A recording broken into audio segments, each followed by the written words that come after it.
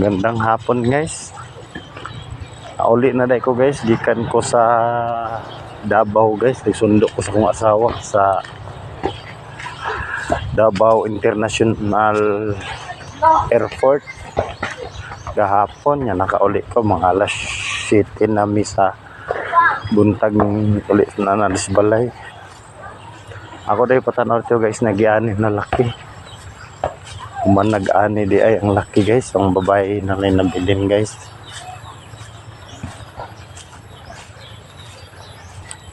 Katuning area na guys na 1.5 na akong gi-vlog na pag-spray.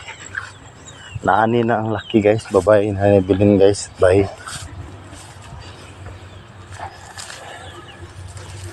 Gaani day gahapon. Ganiha og gahapon guys. Gaani na niya gitiwas karon hapon.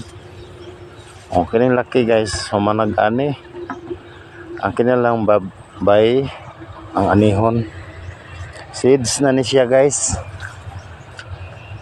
Pagtanom na ani sa line area guys, wala na laki. Mani anak na ni siya guys. Muna siya itanom sa area kung may matamnan. Kita ninyo na guys na nainaani na duwang linya. Muna ani ang lalaki. Ang nahabilin guys babae. Nga dili pa man ni siya maani dayon ang babae guys kay magruging pa. Rugingan ba ni guys kay basin na mga nahalo pang mga lalaki kay dili man pwedeng na ihalo kay dili ni kapasar dito guys sa opisina kung dili quality imong similya na dagan og halo. Wala may customer mo palit ani guys. Gwapo ang humayin si Papa guys. Yang bay oh.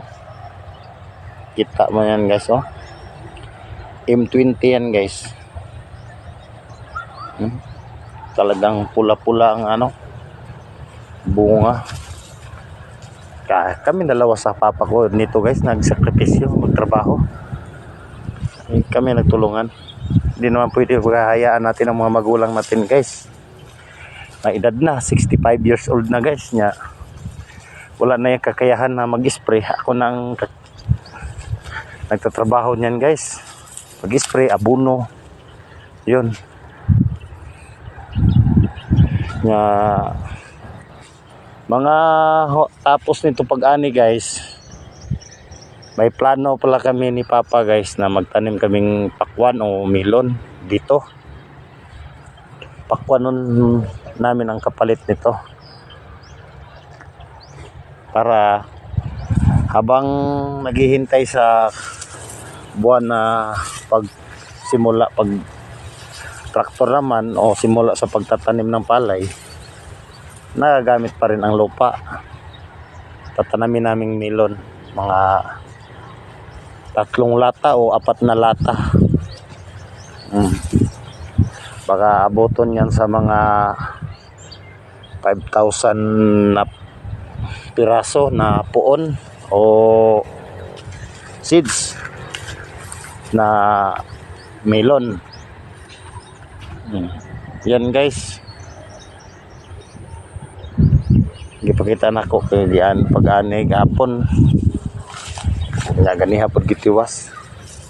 Wala day ko kuan day ga hapon guys no kay sundo day ko sa kong asawa. Gikan og Saudi guys. Dala po na ako kong mga anak para mabanding po. Mura to guys, sa daghang kayong salamat sa inyo ha. Salamat sa walang sawa ninyo pagsuporta sa kuha guys, na pagpalo, pag-view sa video na ko guys. I-update mo pirmi guys sa mga videos na ko guys. Okay.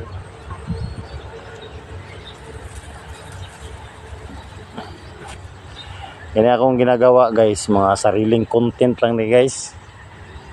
Walang halong copyright. Sige guys, bye bye guys. Thank you.